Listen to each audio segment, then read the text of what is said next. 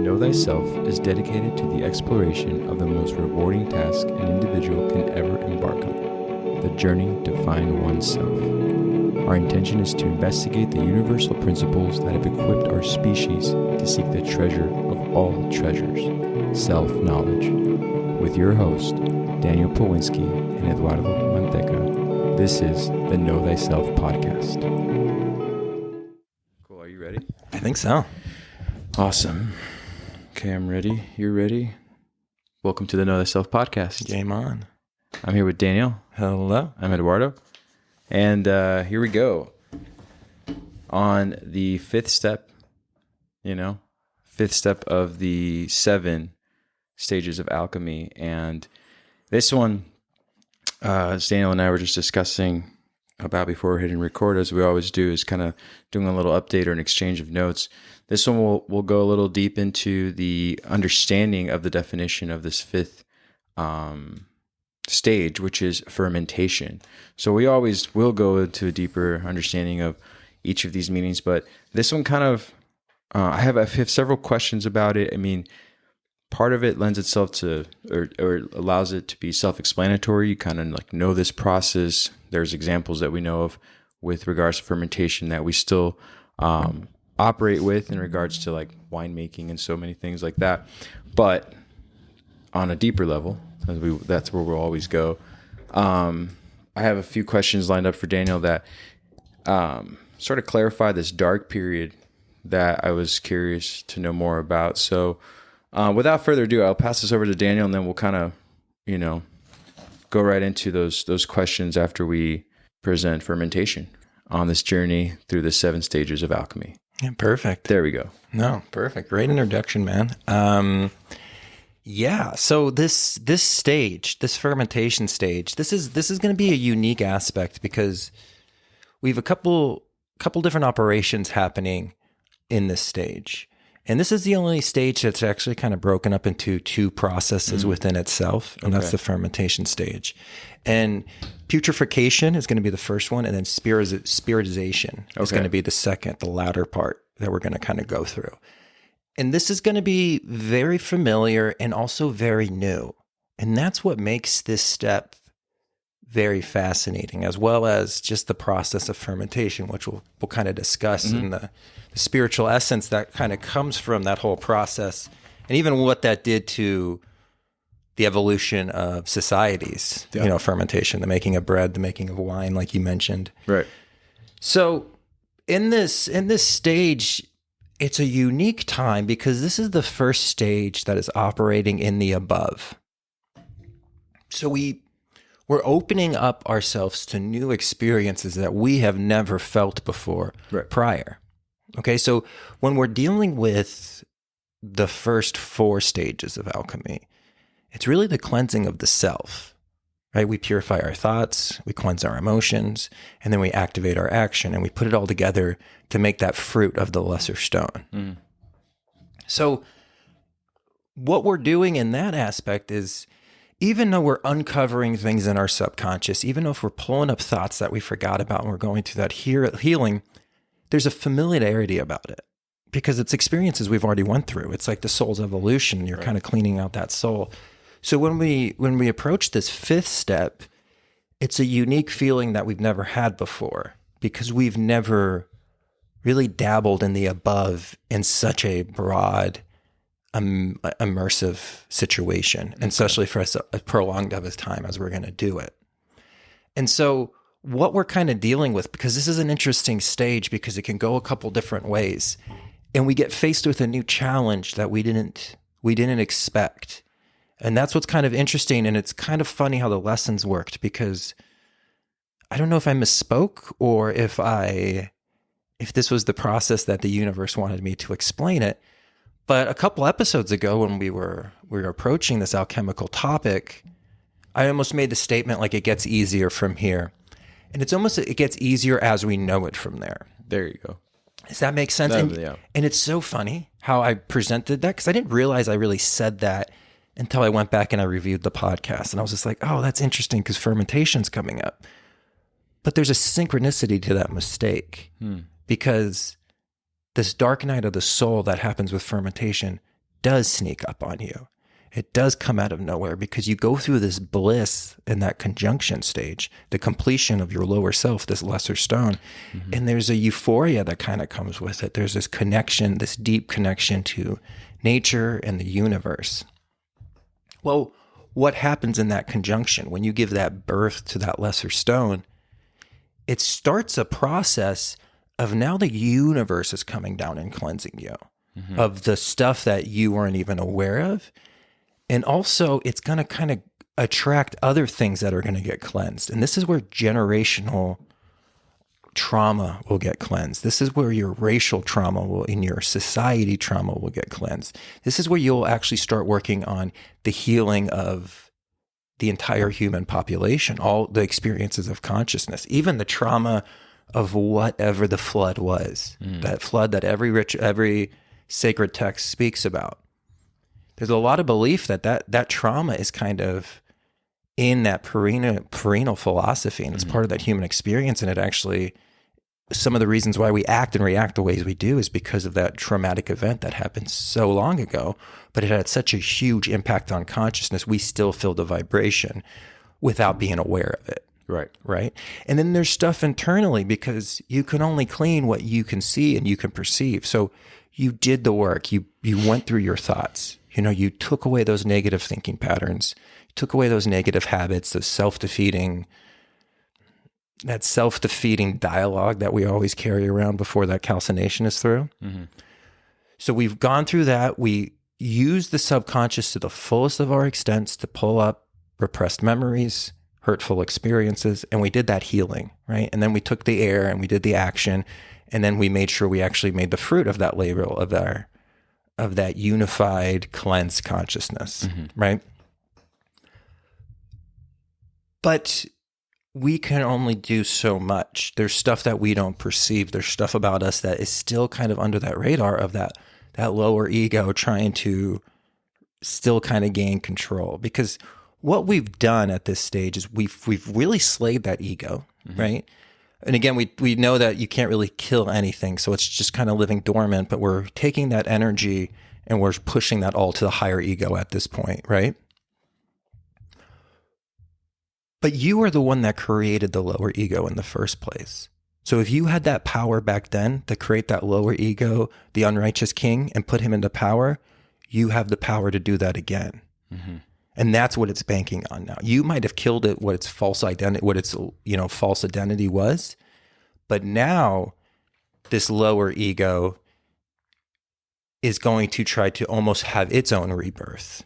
How can I kind of come up? And that's where we're going to be kind of tested with fermentation, because all that really positive energy that's going to come from conjunction, and all that connectiveness, the overself, the balance, the peace, the grace that we spoke about, it's all going to get challenged. Right. And that light is going to go dark. And it's a very, very troubling time for the alchemist. And because at this point, the alchemist is kind of left with this part, like, did I do something wrong? Did I fail this operation? Or am I not worthy of this? All this mentality is going to come up. But this is part of the test. The universe wants to say, like, oh, I've given you the experience. Now I need you to know that.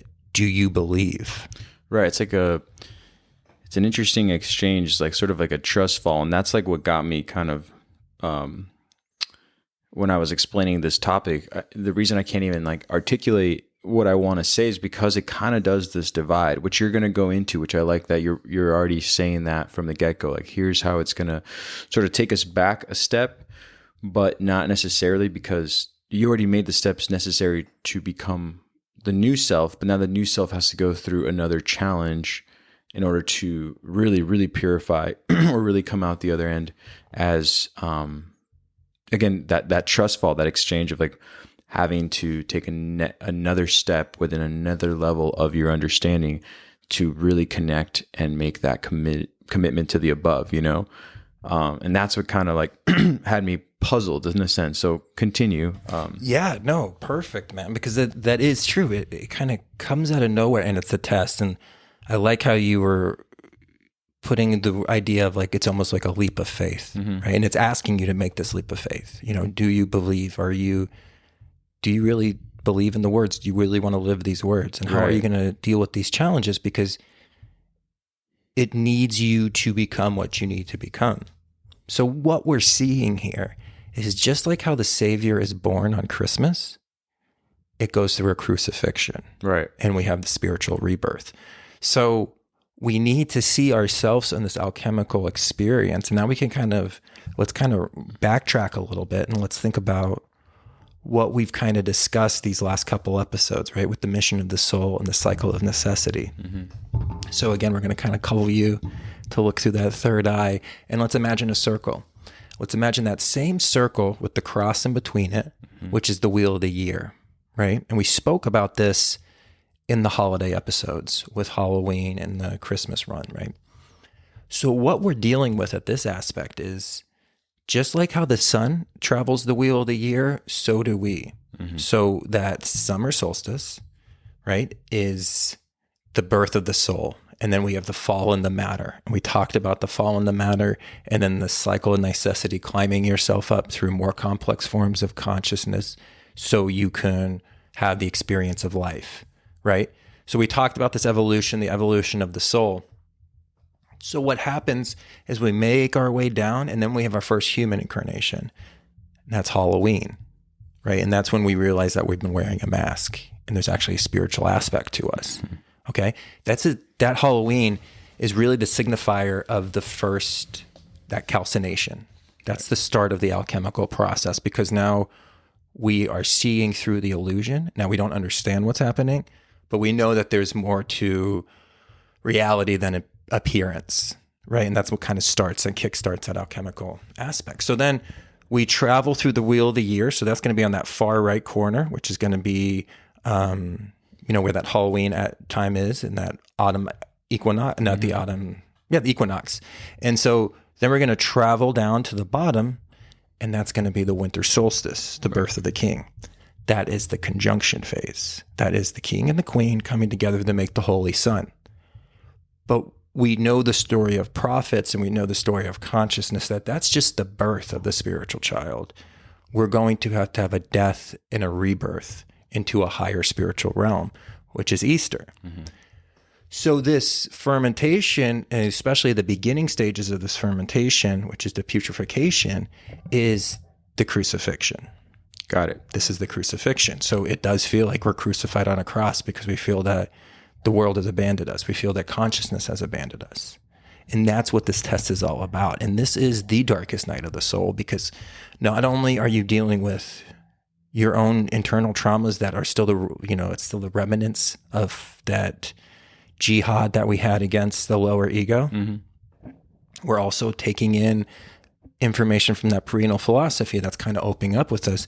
That is the healing of past traumas in our, again, like our generations, our families, every kind of vibration that we have some kind of connection with, right? We're going to be starting to heal that, and we're going to be going through that process as well.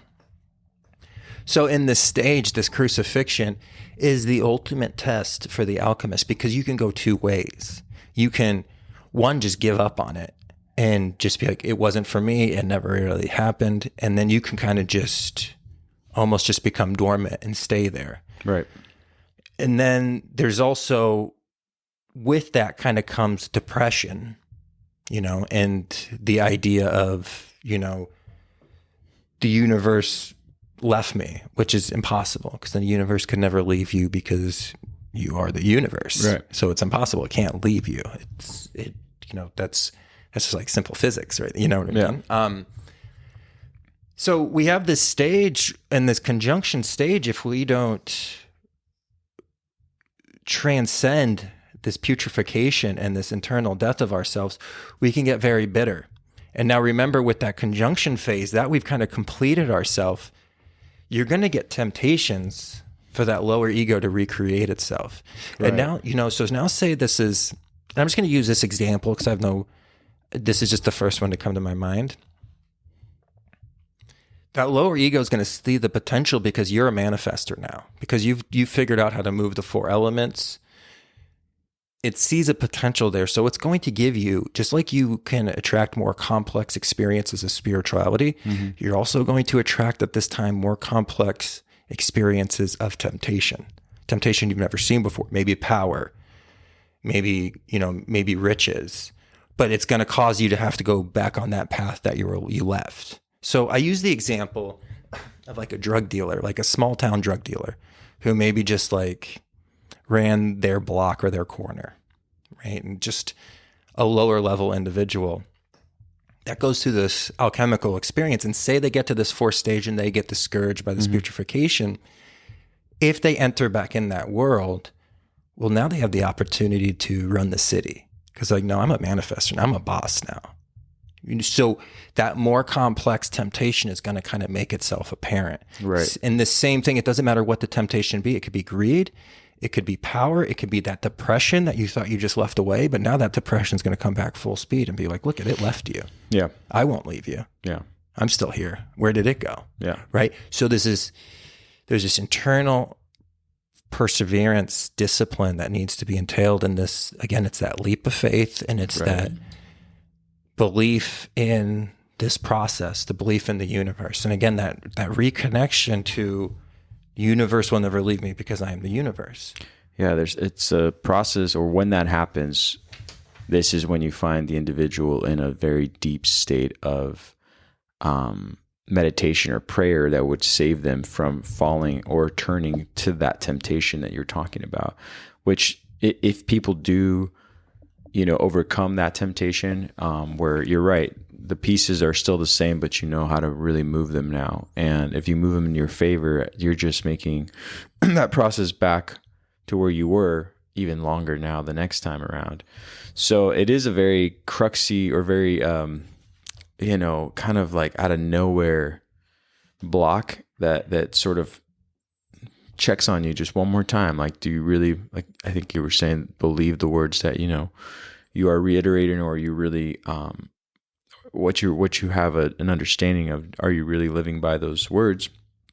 And, it's intense. It's funny because, like, the reason, again, I'm lost of words here is that I have a loss for words is that when I was going and studying this, it just sort of like tripped me up, which is great because I understand now that's what it's supposed to do, whether it's the philosophy that you're reading and taking in, or when it really does happen to you. Either way, it did catch me by surprise, is what I'm saying. So, so that deep meditation, that deep sort of prayer that needs to be done in order to overcome that is key into overcoming this process, moving on to the last two steps. Yeah, no, good point. Because meditation, this is going to be the deep, almost mantra meditations where you're repeating a mantra, and it's an intense meditation. There might be movement meditations. Fasting is done a lot at this time. It's really that pushing of the body, and almost keeping the body busy, and almost generating this internal heat, which is really what fermentation is all about. And fermentation is a unique aspect because it's heat without applying heat. It's an internal flame. The heat comes from the inside rather than the outside, rather than calcination. Exactly. Right? So, and that's what we're harvesting, and that's actually what we're giving space to grow, and that's why we're dying. And that's what that kind of happens. So again, the transformation prior to this on these first 4 steps dealt with the personal unconsciousness, thought patterns, and the personality. Right. And that's what we were kind of cleansing. We were, morphing the personality into character. And then these last 3 steps is going to really focus on connecting to that infinite resource and the collective unconsciousness. Right. And further, hopefully, the self that transcends. Right. And through this process, and we're going to kind of get more into fermentation and what fermentation actually is, but this is the darkest of the dark, is what they would say in alchemical manuscripts. And that's what you almost become. And I kind of want to just give a precursor for next week, because it's really important, because this is a process that we all kind of go through, and it would be great to have a conversation about it. But next week, because we've been doing this bi-weekly, the discussion's going to be on the dark night of the soul. So we're going to kind of introduce that, have a small conversation on that on this podcast, but the intention is next week to fully cover the dark night of the soul, which is really important because this is such a confusing spiritual time. It's not like any other depression you've ever felt, right? But the happiness that's going to come through this, the joy and the bliss and that connection that's going to come at the end of this process is also going to be an experience you've never fully felt, right? So you have to have the pain to know the joy, to know the pleasure. And that's what we're seeing. So this is a new pain. So this is why this is so difficult, because this is a foreign experience, because you haven't made it to this spot before. Exactly. Right. And so this first step, this putrefaction, is just the molding of the grapes. And remember one thing we always spoke about in that conjunction, and I used this term to reiterate this, but it was all about the fruit of your labor, right? The fourth step was the manifestation of the first three. The thought, the emotion, the action manifested into the fourth step, which was the material. So the fruit of the labor is the grape, right? And so the fermentation process, what we're going to do is we're going to sacrifice the grape, which is the lesser stone, smash the grape to get out the juice. And then what we're going to do is when we have the juice, we're going to let it ferment. Right. And we're going to kill it to be reborn through a spiritual nature. Then we're going to take it through the distillation process. And then we're going to be on the seventh step, coagulation. Okay, so that's going to be where we're moving forward. So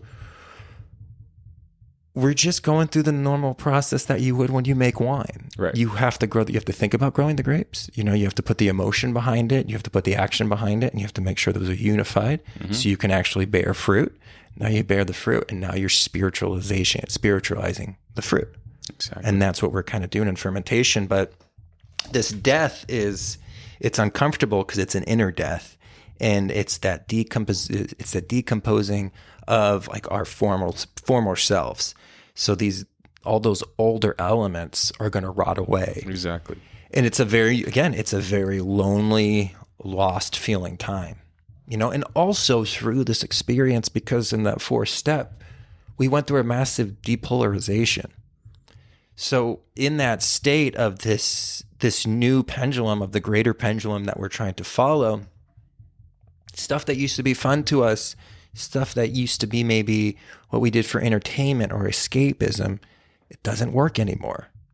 So we don't have those outlets to, even if you're into, like, you're an avid rock climber, this is that period where everybody's going rock climbing and they just assume you're going to go, and you stay home. You're just like, I just don't feel like rock climbing this week. Like, it's not going to, the things that used to bring me joy aren't bringing me joy. And I'm not saying that that's a low level expression, because I think any kind of physical activity like that is a very high level expression, but the joy that we once had is very hard to get. And now that's compounded from this internal death that we feel, right? So once we go through this internal death and you go through this process, you're going to have a deeper connection with rock climbing than you ever did before. But at this stage, it just doesn't feel like it's going to scratch any of the itches. Yep. And you don't know if you're ever going to be able to scratch any of those itches. So it's a very dark time.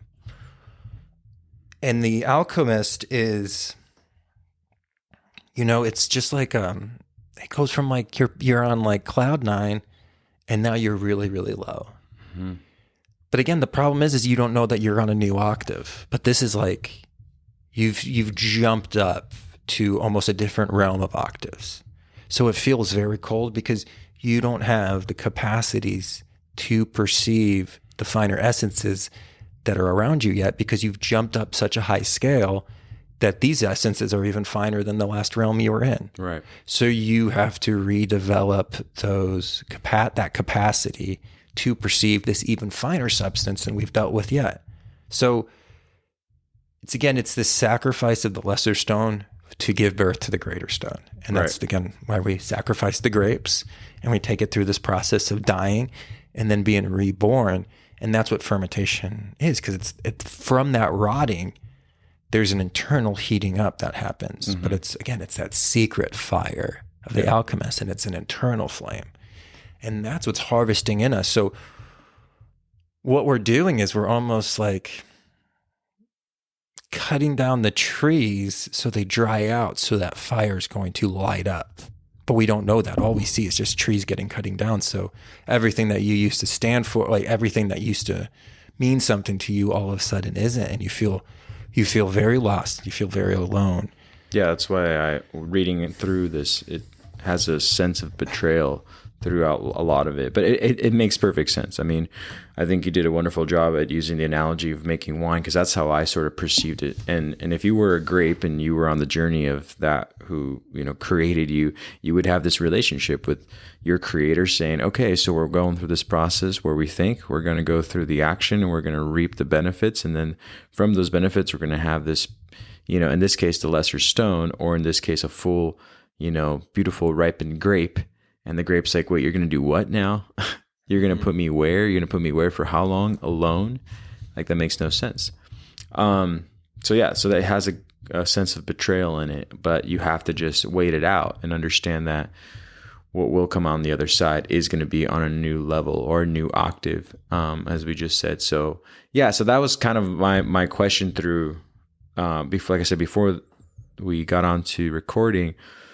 That's where it kind of threw me off. And I'm like, wow, so we understood everything from conjunction, bringing up those pieces, the new self, but now we got to take that new self and make it go through sort of another tedious process. But it's not just tedious, it's actually, heinous for a good reason though. And I like that you're using, that internal fire, because it does require that, and that's why temptation is so high, because it's easy to want to go the opposite direction of difficulty. And especially when you're going through difficulty again, when you thought you already went through it once before. Yeah, that was pretty much, you did a wonderful job at clarifying my questions, because that's kind of what I had in mind when I was reading about fermentation. But I just thought it was a tricky, not turn of events, but just sort of like, again, if I was a grape, right, or if I was even a farmer who's just, wanting to grow grapes, I guess it could stop there, but there's another level that can be done to, reap something greater, something more different, something more powerful, I suppose, than the fruit that you hold in your hand.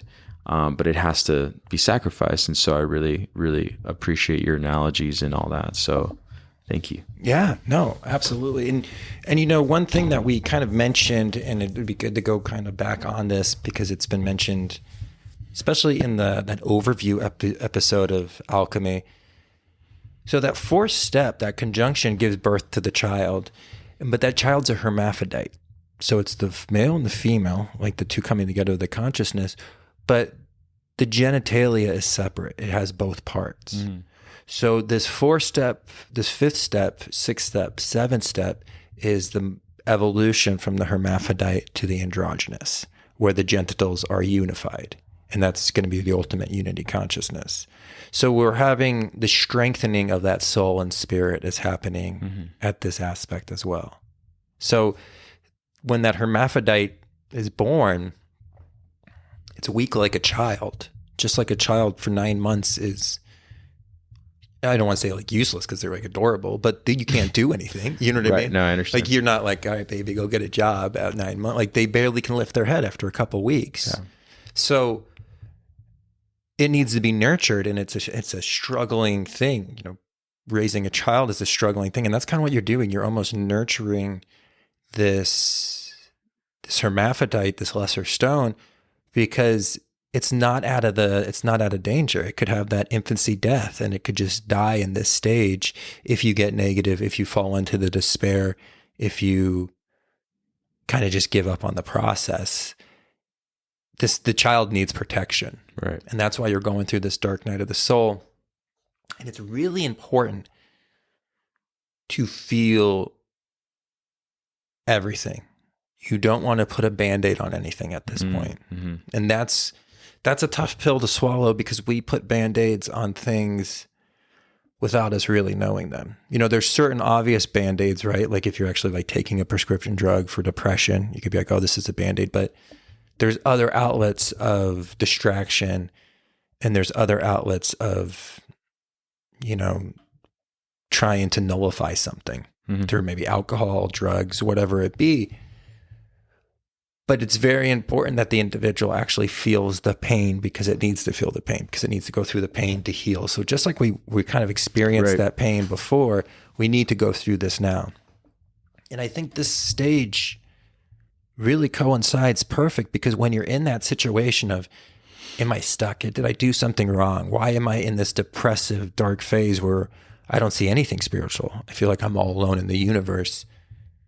This is a perfect time to recall on that last episode, which was Emmett Fox's Golden Key. Mm-hmm. This is going to help you so much in that time, because what you're doing in these last couple steps is you're approaching the kingdom of God. So we move, everything proceeds with thought. So if we want to travel Right. to God, we have to think of God. And that's what's really going to help with this process, because you still deal with the pain, you still go through the experience, but this is like it's your lifeline. If you get to a point where you feel like temptation is going to give in and you just can't go on anymore with it, you tap into that golden key, kind of gets you out of it till you get the strength again to kind of go through this pain. But you do have to, you can't avoid this. No, and I love that you're saying that, because this is where you'll find more clarity than you might have before when you go seeking this information again during that time of need. So that's why it's important to actually feel, the repercussions, or feel the pain, or feel the angst that's upon you, not so that you can suffer in some, in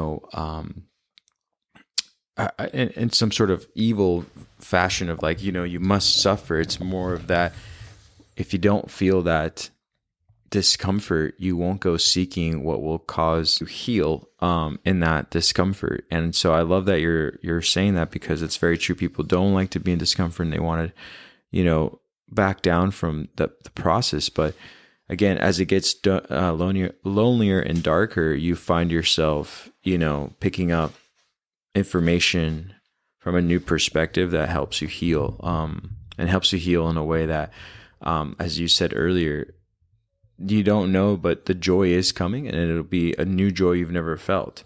But you won't understand that joy until you understand like how to even perceive it. And this is that process that you have to go through to understand how to perceive the next level of what good will come, because if it was just handed to you without this process, you would just miss it. It would go right over your head, or you'd be like, I don't know what to even do with this. You know what I mean? So yeah, I'm a big believer in all steps in regards to bettering oneself. And I think that that's why we do all the things we do. Like they talk about the rock climbing, but anything I've subjected myself to that's difficult is only so I can just like have an appreciation on the other side. Here we have the fortune of mountains, and mountains are just like always the most perfect analogy. They're down below, you go above, you see something from a point of view you didn't before, but to get there, you got to suffer a little bit. And so,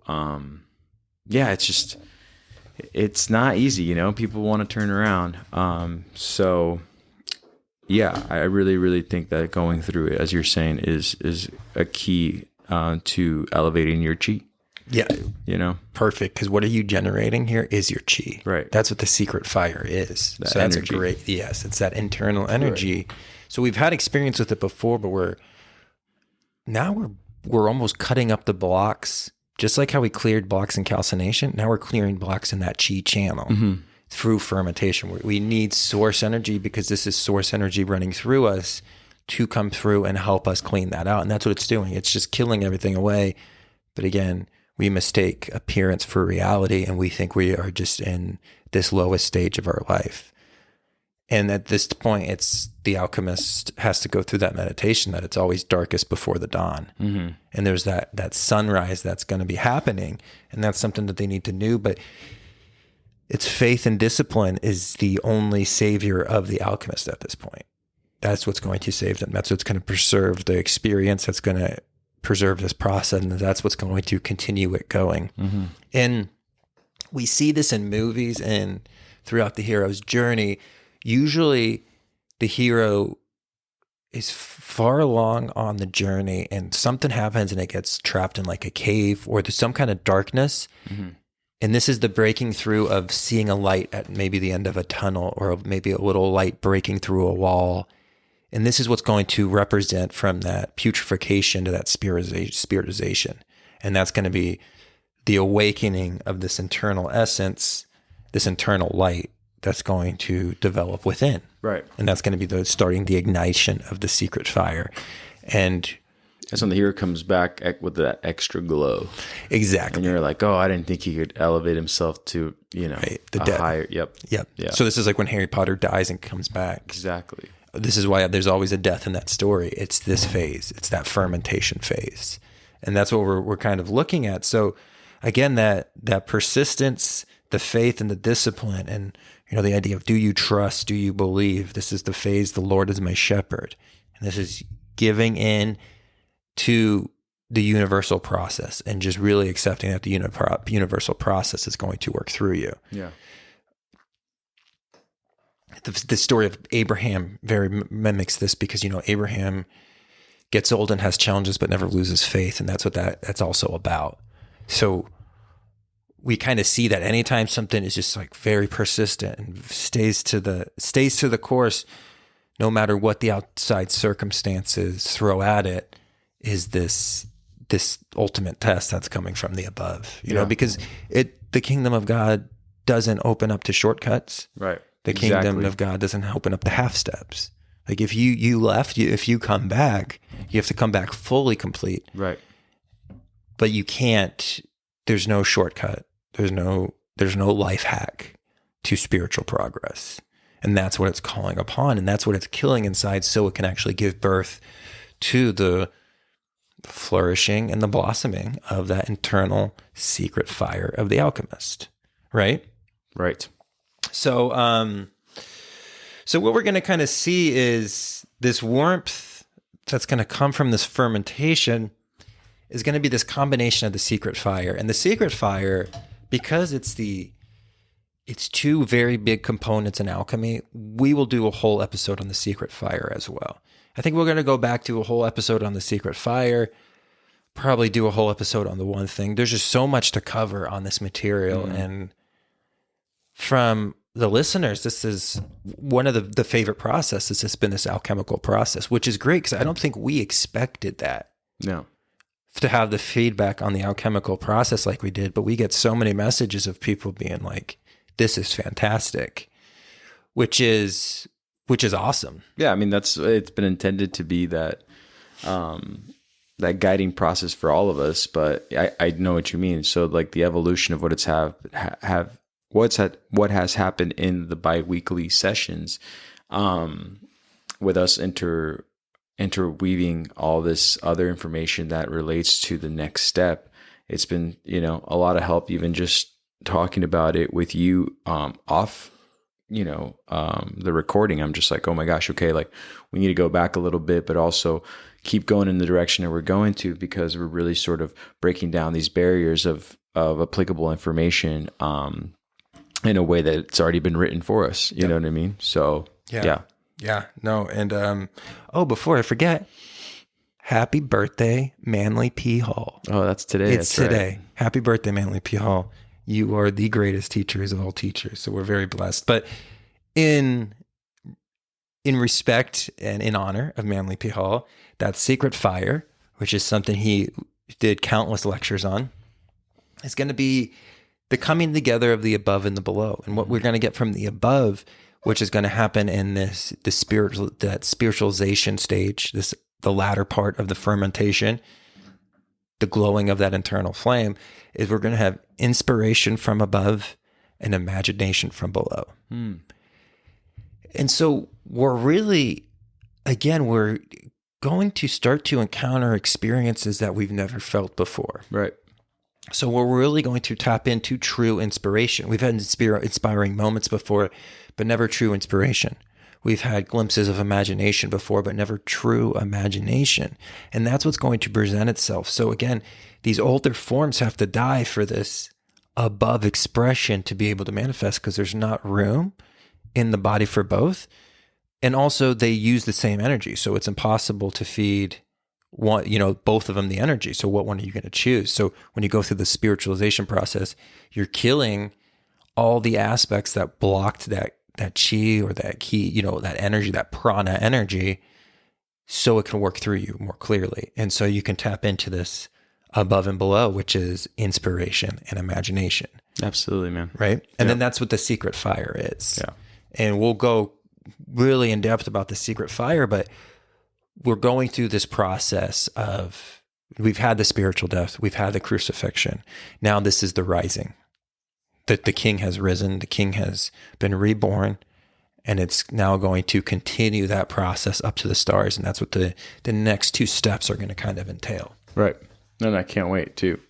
Well, great, man. I really appreciate, I mean, again, before we got on, I had a few questions for Daniel, but like, dude, you totally nailed them. Thank you so much, because it's not that fermentation was super difficult to understand from an alchemical, aspect, but I did want to, kind of go into the idea of this, again, that betrayal process that we talked about, but the analogy you made with wine, again, I'm reiterating here, was pretty great. So yeah, the next two episodes, they'll have what I really like about these lessons, if I can really put this together, is that as you read it, you can feel it. And as you feel it, you're prepared for what comes next. And I just really like that, even if you're not ready for this information to be in your life, or maybe it hasn't happened to you in the steps that you are, having an understanding on just yet, just the reading itself takes you through the alchemical process if you really sort of open up to it. And so it's a beautiful thing, man. I really can't wait to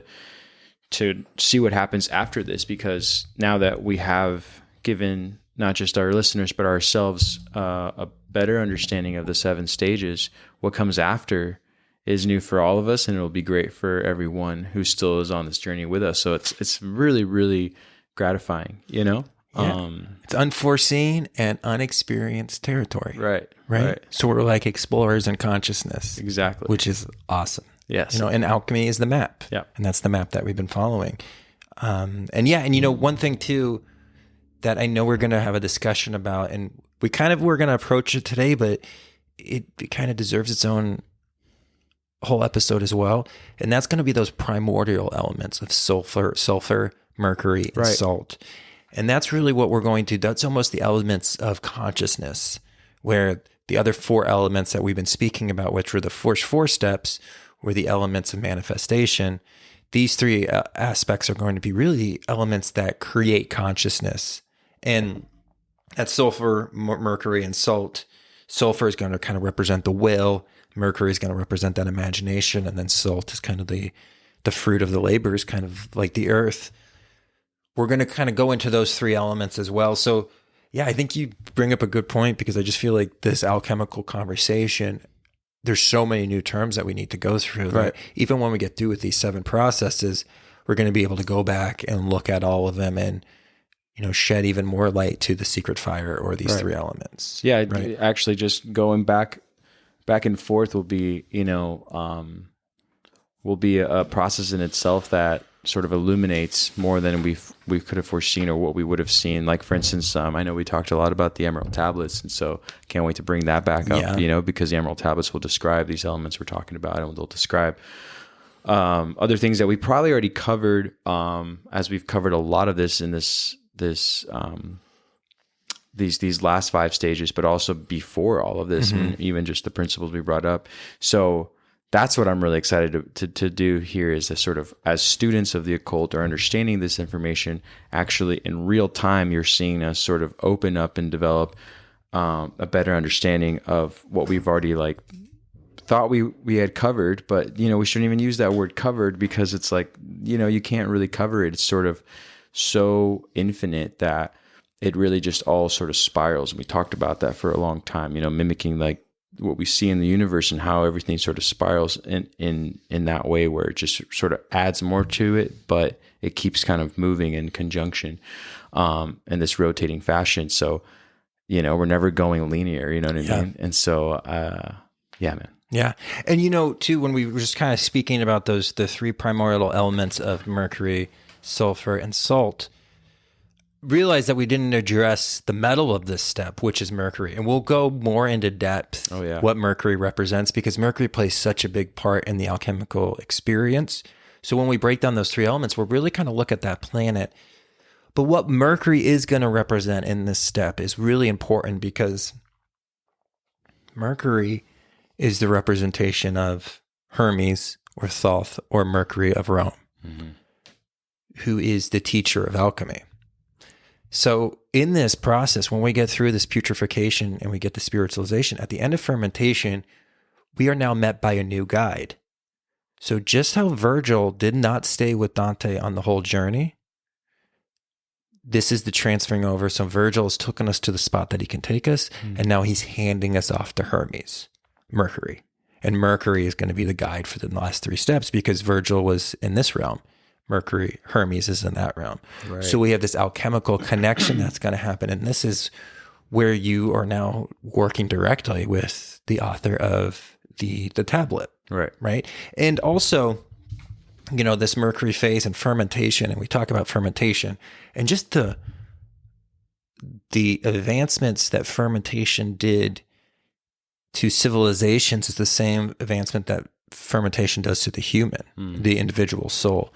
Because what fermentation allowed was, if you had a cup of flour, that could feed you for maybe a day. If you have a cup of flour and you ferment it and put it in the oven, now you can feed your entire family that day. Right. So we have this ability for population to grow, new souls to get here. The evolution of consciousness speeds up drastically after fermentation. And even like the experiences that happen adversely with fermentation, like you got too drunk. Well, that was an experience you probably learned a big lesson from. Oh, yeah. Sped up consciousness. So fermentation has such a big say for good or bad or just fun. But we're having that connection. We're climbing that ladder, and now we have a new guide. Just like in Dante's Inferno, Virgil does not take him all the way up to paradise. Right. He can only go so far. And he tells him, like, I could take you through hell, which we had that guide through that air sign. I could take you to the 4th step, but the 5th step, now you're on to him. Yeah. And that's that connection, and that's the guide we're looking for. This is the alchemist that comes when alchemists would write in these manuscripts. This is the alchemist that comes who whispers the final secret in your ear. And it's this embodiment of, again, Thoth, Hermes Trismegistus, and it's Mercury. Right. And that's that connection. And we'll just kind of go back to that episode on Mercury and kind of think about that planet and what that planet entailed, because it plays such a big process in alchemy, because it's not only an archetype within this realm, but also on that celestial creation realm of the all-knowing. Right. And so that's what we're going to kind of see. But yeah, just, the spiritual aspects of fermentation and everything that comes with it. It really is this beautiful idea, and just the idea of, applying heat without a direct flame. It's that internal flame. It's the higher octave of heat. Right. It's that internal realization. It takes a different kind of energy in order to process and then to expel a new kind of energy. Yes. Again, I really like the analogy of, making it more plentiful, or at least, giving rise to more consciousness by the process of fermentation, as you just mentioned with your analogy to bread, and like we just talked about with wine. And it's just, something we've been seeing forever in history, right? So, and like fermentation, great phase to listen to. I didn't even think about this, and we've repeated this before, but fermentation, a great mantra to have is, the sky is not falling, we are rising. Right. Because what do you do? Like, what happens to bread that gets fermented? It rises. Right. It's that it kind of comes up to the top. And, and also in alchemical mandalas, because I know that that's a big interest, and we're going to do an entire visual lesson that we're going to set up on alchemy. We're really going to kind of break down mandalas, and we'll make sure we get access to you guys for that. But the art is a little bit unique in this phase because we're dealing with the true imagination. This phase has the most variations of diagrams and representations. Right. You have like the decomposing, you have the male and the female in a darkened vessel making love. There's so many aspects to the swan that comes at the end with the putrefaction. You have 2 big representations for both of these miniature steps within fermentation. Right. And there's a lot of art that kind of comes from that. And just to reiterate about the application, I know we spoke about it. Spiritual fasting is very important. This is a great thing to use during fermentation. Deep meditation, active meditation. This is a opportunity, if you are comfortable in to use psychedelics. Right. This is going to be a psychedelic experience. And this is what you tap into when you do psychedelics, especially like mushrooms, ayahuasca. Just think about it. Before you have that bliss, sometimes there's a death that comes before that. What you do in psychedelics is you jump into the stage of fermentation. You're seeing through the eyes of God when you do these psychedelics. Right. Now, depending on, where you are in spiritual development, your capacity for spiritual information, your physical environment, you're going to see more of that God lens than other times. But that's what you're doing in psychedelics. You are kind of jumping into the waters of fermentation and that process. But what you want to do, and what the goal of this process is, to be able to bathe in that bliss that comes from that fermentation and that light later on as the mystic, because that's what the mystic bathes in. What we jump into when we do psychedelics and we splash around for a little bit. Sometimes we drown. Sometimes we have the best day ever. Sometimes it's like a lazy river. You know what I mean? Like, it depends on the psychedelic experience, but we're just playing in the waters that the mystic bathes in, lives in. And that's what our goal is. And that's what we're kind of, making our way through. So there is this light at the end of the tunnel that kind of comes at the end of this fermentation, but the process isn't done. We're going to go through that distillation stage and then the coagulation. And then in that coagulation stage, we're going to make our way back down to share the secret with others. Exactly. Yeah. So, yeah, fermentation, man. So cool. It is. It is. And again, it can be a dark period. And I really like that you brought the ayahuasca aspect to it, because I know you did. Yeah. But I love just like psychedelics, like you're saying, bathing in it. It's true. I mean, when the new self wants to know more about what's beyond what it's, learned so far, you kind of have to go to that dark place and let parts of your belief system sort of rot away and sort of resurface back with a new understanding of, why you had to go through that pain. And so I really think that the analogy between, what happens physically in fermentation and what happens spiritually is like right on point, at least from my perspective, from listening to you right now. And I hope it's the same for the listener, because I know some people might go, well, we don't really do psychedelics. And I'm like, no, but you should. I'm just kidding. But one of the things is, when you're ready is when you find yourself, taking that step or taking that approach into understanding fermentation. Because most people, when they do, whether it's curiosity got to them or not, it's just wanting to know what, a period in time like that could do for them, in order to either see from a different point of view or feel from a different point of view. And so you'll never find someone who's just like so reluctant that they still do it anyways. They're just more like, no, okay, I'm a little bit reluctant, but like convince me. I'm like, I don't have to, because you're already here. Yeah. And to really, and this is just the old cook aspect of me, but when we think about fermentation, it really is this later stage, because I feel like we didn't talk about the spiritualization as much as I would have liked to, but I think we'll kind of cover that more in the dark night of the soul. That download you kind of get, that spiritual download that comes from fermentation, that latter part, when we kind of reconnect to that light and the finishing of that fermentation process, it makes you more connected to the universe, right? Just like when you put food through this process. So you take bread and say you use commercial yeast. If you're just eating the bread, it's really like your mouth is really dry. And that's why people put olive oil down and they dip their bread in like an oil, some kind of fat to cut that bread up. If you get a truly sourdough loaf of bread, when you put that bread on your mouth starts to water. You don't need a fat to transport to break down that bread, because it's been spiritualized. Yeah. It's gone through this alchemical process, and it has a connection to you, to your body intuitively knows how to handle it. What's alive like you are. It's alive like you are, and the body recognizes it, because the body doesn't recognize commercial yeast. No. And this whole thing about, and the celiac is its own thing, right? But this whole trend that happened with gluten-free, a lot of the people who are gluten-free, it's probably the process of all the chemicals that they put in bread and the commercial yeast. But you look at bread needs to have flour, water, and salt. Right. If you're using a starter and you're actually using the yeast, it's only 3 ingredients, and that's all bread should be.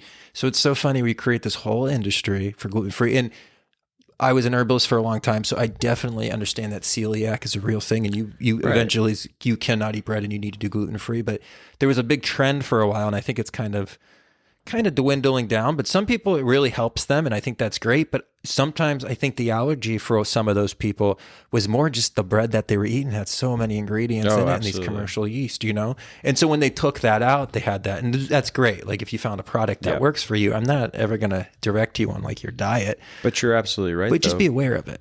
Yeah. Right. But the process that you're talking about, I really like that.